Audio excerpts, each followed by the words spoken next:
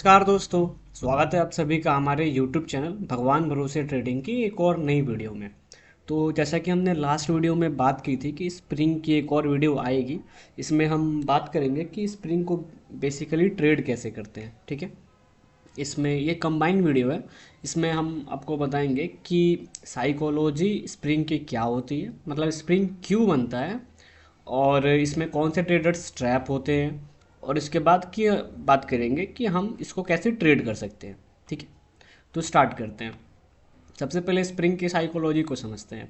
मैंने आपको last video में बताया था कि हमें कोई इमेजिनरी सपोर्ट लेवल चाहिए जहां स्प्रिंग इसको पंचर कर सके। ठीक है, तो हम मान लेते हैं कि हमें कोई अल्ट्रा हाई वॉल्यूम मिली थी पास्ट टाइम। ठीक है, तो हमने वहाँ पे एक सपोर्ट ड्रॉ कर दिया। ठीक है, जैसे मान लेते हैं कि हम यहाँ पे कोई बाइंग क्लाइमेक्स या सेलिंग क्लाइमेक्स या कुछ भी एक मेन एसओएस हमने मार्क किया हुआ था, हम उस पर सपोर्ट ड्रॉ कर लेते हैं।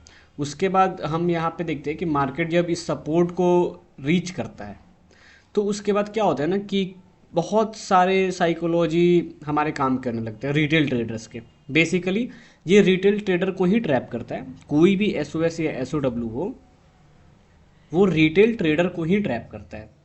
तो देखो इसमें क्या होता है कि मार्केट जब नीचे आता है तो यहाँ पे जो सपोर्ट लेवल है, इसमें बहुत सारे ऐसे सेलर्स होंगे जो ये सोच रहे होंगे, मतलब जैसे जो वीएसए यूज़ नहीं करते हैं, ये कोई और चीज़ यूज़ करते हैं, कोई और टेक्निकल टूल यूज़ करते हैं, मुझे नहीं पता, कुछ भी यूज कर सकते हैं। तो उनकी साइकोलॉजी बेसिकली दुनिया के हर एक ट्रेडर की साइकोलॉजी एक समान होती है। ठीक है, आप कोई भी टूल यूज़ करो, साइकोलॉजी आपकी नहीं चेंज होने वाली है। तो जब सपोर्ट लेवल आता है तो इसको स्मार्ट मनी जानबूझ के पंक्चर करता है। ठीक है, पंक्चर करने के बाद यहाँ पे नए सेलर्स जो है वो इंटर करते हैं ये सोच के कि मार्केट में एक सपोर्ट ब्रेक हुआ है, अब मार्केट अच्छा खासा नीचे जाता है। ठीक है, देखो सपोर्ट ब्रेक होने के बाद जरूरी नहीं है कि हर एक टाइम ट्रैप ही हो। कई बार क्या होता है, सपोर्ट ब्रेक करने के बाद मार्केट बहुत तेज नीचे जाता है, कई बार रिट्रेस करके जाता है, कई बार डायरेक्टली जाता है। तो वैसे ट्रेडर का सोचना भी सही है। जो मैं बार बार बताता हूँ कि सपोर्ट ब्रेक करने पे जो ट्रेडर्स ट्रैप होते हैं, आप ये मत सोचना कि वो हमेशा बेवकूफ़ होते हैं, क्योंकि सपोर्ट ब्रेक होने के बाद मार्केट बहुत तेज नीचे जाता है, इसमें नो डाउट।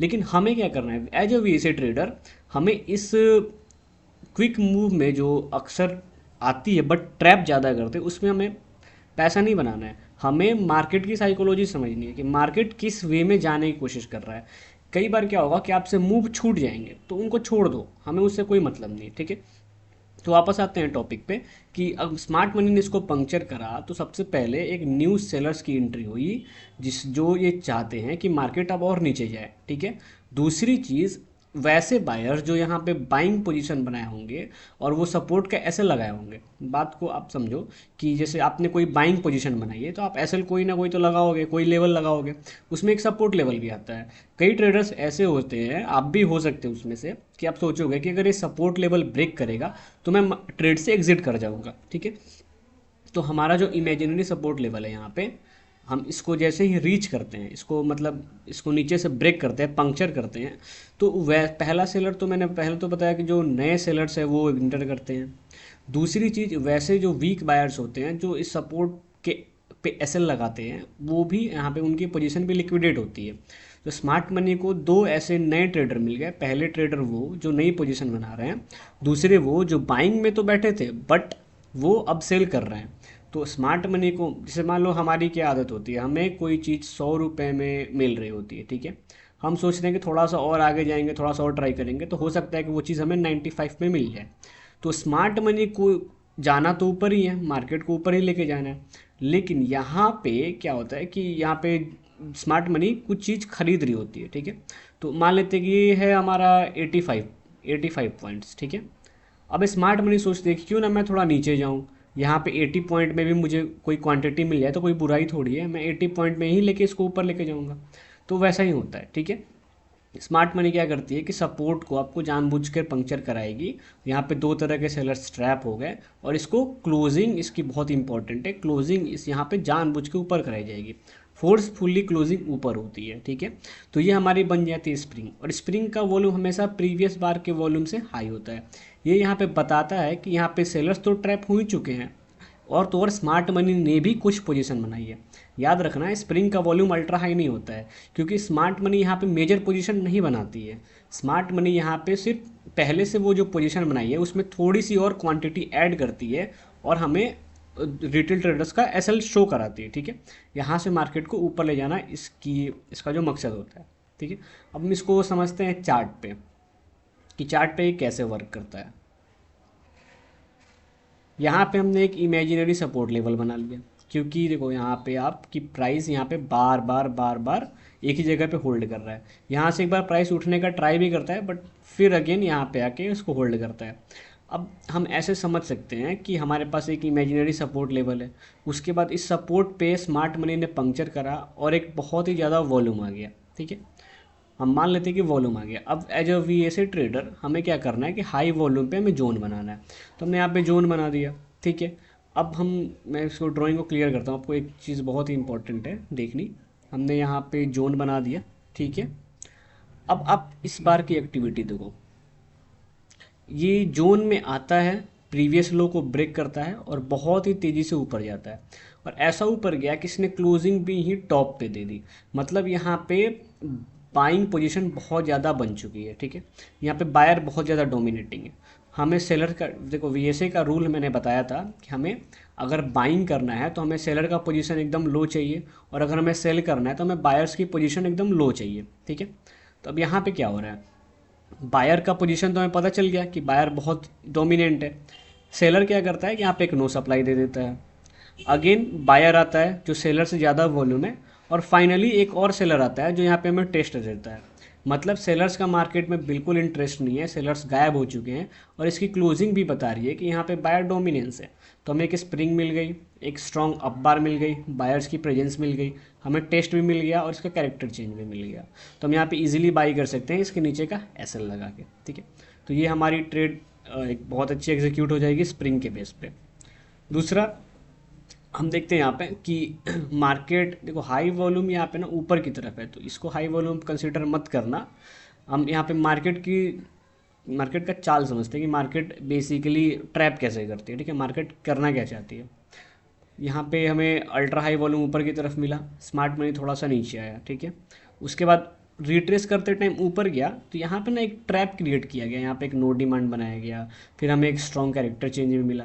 तो इस पोजीशन पे मतलब इसके नीचे जिसने सेल की होगी ना, उसको ट्रैप करने की ये साजिश थी, ठीक है। तो एज ए वीएसए ट्रेडर हमें कोई मेन SOW या SOW2 तो मिला नहीं है, तो हम ट्रैप से बच जाएंगे। ये एक वीएसए का एक और फ़ायदा है। दूसरी चीज़, यहाँ पे मार्केट ने रिवर्स करा है। मतलब आप वॉल्यूम देखो, वॉल्यूम इसकी ज़्यादा है ग्रीन बार की, बट स्प्रेड कम है। मतलब यहाँ कुछ ना कुछ दिक्कत है। मैं एफर्ट वर्सेस रिजल्ट पे एक वीडियो बना दूंगा, उसमें आपको ज़्यादा समझ में आएगा, ठीक है। यहाँ पे मार्केट ने रिवर्स करा है, उसके बाद ऊपर गया और फिर नीचे आया। देखो, अब कोई भी एक नॉर्मल ट्रेडर होगा वो ये समझेगा कि यहाँ पे एक वैल्यू है, यहाँ पे कोई ट्रेडर है, उसने नीचे की तरफ पुश किया, फिर मार्केट रिट्रेस करता है, फिर इस बार में पार्टिकुलर इस बार में मार्केट ने फिर नीचे की तरफ पुश किया। तो यहाँ पे कोई भी जनरल सेलर इस बार के नीचे सेल कर ही देगा, कोई भी सेलर सेल कर देगा। यहाँ पे स्मार्ट मनी को वही चाहिए था, उसने एक ऐसी कंडीशन बनाई कि यहाँ पे एकदम इजी सेल दिखे। यहाँ पे सेलर्स ने सेल कर दिया, तो इसने पोजीशन को क्या किया, जानबूझ के अपर हाफ में क्लोजिंग दी और इसका हाई ब्रेक कर दिया। अब हमें कैसे ट्रेड लेना है, हमें तो स्प्रिंग मिल गई यहाँ पे, ठीक है। अब हम वेट करेंगे, जैसे ये ऊपर गया, अगर ये सेलर का अटेम्प्ट नो सप्लाई होता तो हम यहीं पे बाई कर जाते, बट ये नो सप्लाई है नहीं, तो हम वेट करेंगे अपने मेन SOS का। हमें रिट्रेस के टाइम एक बहुत ही ब्यूटीफुल नो सप्लाई मिली, उसके बाद हमें कैरेक्टर चेंज मिला। अब हम इजीली, चूँकि हमारे पास स्प्रिंग है, सपोर्ट है, स्ट्रक्चर बुलिश है, तो यहाँ पे हम इजीली बाई ट्रेड प्लेस कर सकते हैं। आपको मार्केट की साइकोलॉजी समझनी बहुत इंपॉर्टेंट है, उससे आप बहुत अच्छे से ट्रेडिंग कर पाओगे, ठीक है। अब इस चार्ट को देखो, ये एक और बहुत ही इंपॉर्टेंट चार्ट है बैंक निफ्टी का, इसने सलीके से भी ट्रैप किया था। हम क्या करते हैं कि सबसे पहले एक हाई वॉल्यूम हमें यहाँ मिला, ठीक है। हम इस पे जोन ड्रॉ करेंगे। सबसे पहले हमने जोन ड्रॉ कर दिया। अब कोई भी एक्टिविटी कहीं पे भी हो, अगर जोन के ऊपर वैल्यू बन रही है, जोन के ऊपर हमें SOS मिल रहा है, तो उसके रूल के अकॉर्डिंग हमें तो बाई करना है, ठीक है। हमें मार्केट जोन के ऊपर क्या रिट्रेस किया, रिट्रेस करने के टाइम एक बहुत ही प्यारा सा रिवर्सल आया, इसने पूरे बायर्स को ट्रैप कर लिया, ठीक है। फिर मार्केट इस जोन पे सपोर्ट लेने आ रहा है, फिर इस जोन पे लिक्विडिटी क्रिएट कर रहा है, फिर ऊपर जा रहा है, और फाइनली यहाँ पे एक बार और लिक्विडिटी क्रिएट हुई, इसके बाद मार्केट ऊपर चला गया। हमें कैसे ट्रेड लेना है, ठीक है। सबसे पहले तो आपको इम्पोर्टेंट लेवल समझने होंगे, ठीक है। हमने यहाँ पे जोन बना दिया। अब हम तब तक तो सेल नहीं करेंगे जब तक मार्केट इस जोन के नीचे ना आ जाए, ठीक है। तो अभी मार्केट इस जोन के ऊपर है। दूसरी चीज़ हमें ये बार देखनी है, देखो पहचानना बहुत ही ज़्यादा इम्पोर्टेंट है। ये पूरी की पूरी वैल्यू थी, पूरी की पूरी मार्केट एक जगह वेट कर रहा है, ठीक है। उसमें हमें क्या मिलती है, एक नो सप्लाई मिलती है, एक और नो सप्लाई मिलती है। आप बोलोगे कि चार्ट में यार इसको स्टोरी कैसे बनाएंगे, इसको स्टोरी प्रॉपर बनाते हैं। यहाँ से पहले की एक्टिविटी हमें एक दिन पहले की एक्टिविटी थी, ठीक है। 18 तारीख स्टार्ट हुआ इस दिन। अब देखो गेम देखो मार्केट का। सबसे पहले हमने एक हाई वॉल्यूम जोन बना लिया है। अब 18 तारीख को अगर हम ट्रेड करने बैठते हैं तो हमें एक 9:15 की बार 9:15 की ही एक हाई वॉल्यूम मिल गई। तो रेफरेंस के लिए हम यहाँ पे एक और जोन बना लेते हैं, क्योंकि ये हाई वॉल्यूम एक्टिविटी है, ठीक है। अब मार्केट अगर यहाँ पे ट्रेड करेगा ना, तो हम उस पूरे दिन ट्रेड नहीं करेंगे जब तक मार्केट या तो यहाँ ना आ जाए या तो यहाँ ना आ जाए, तभी हम ट्रेड लेंगे, ठीक है। सिलेक्टिव रहना बहुत इंपॉर्टेंट है। मार्केट जोन के ऊपर गया, रिट्रेस करा, देखो यहाँ पे रिट्रेस करा। रिट्रेस करने के टाइम हमें नो सप्लाई मिलती है, एक और नो सप्लाई मिलती है। अभी तक स्ट्रक्चर बुलिश है। यहाँ पे फाइनल हमें एक स्प्रिंग मिलता है, क्योंकि इसने इस जोन को ब्रेक किया और क्लोजिंग ऊपर ला के दे दी, ठीक है। अब हम फुल्ली बुलिश हैं, हमें कोई एक छोटा सा सिग्नल मिल जाए और हम बाई कर लेंगे, और वो सिग्नल है यहाँ पे। वो हमें टेस्ट दे देता है मार्केट, क्योंकि no supply 1, no supply 2 and no supply 3, इसके बाद कैरेक्टर चेंज, ये फाइनली टेस्ट था। और हम इस नो सप्लाई के ऊपर इजी बाई कर सकते हैं। और ये मूव हालांकि आपको देखने में छोटा लग रहा है, बट ये बहुत, क्योंकि इसको मैंने बहुत कम कर दिया हुआ, तो ये बहुत अच्छा मूव है। आपको 100-150 पॉइंट का मूव ईजिली मिल जाएगा। तो स्प्रिंग का जादू ये था कि मार्केट में ना सबसे पहले आपको समझना आना चाहिए कि मार्केट चलता कैसे है, इसकी साइकोलॉजी क्या है, ठीक है। तो अभी नेक्स्ट वीडियो देखते हैं कि हम लोग किस पे बनाएंगे, कौन सा टॉपिक अभी ऐड करेंगे। अभी निंजा ट्रेडर और ट्रेडिंग व्यू को एक बार और कंपेयर भी करते हैं, उसमें टीपीओज वगैरह को कंपेयर कर लिया है। अभी ऑर्डर फ्लो को भी देखेंगे उसमें, ठीक है। तो वीडियो देखने के लिए very very thank you guys. मिलेंगे नेक्स्ट वीडियो में, तब तक के लिए बाय बाय, टेक केयर।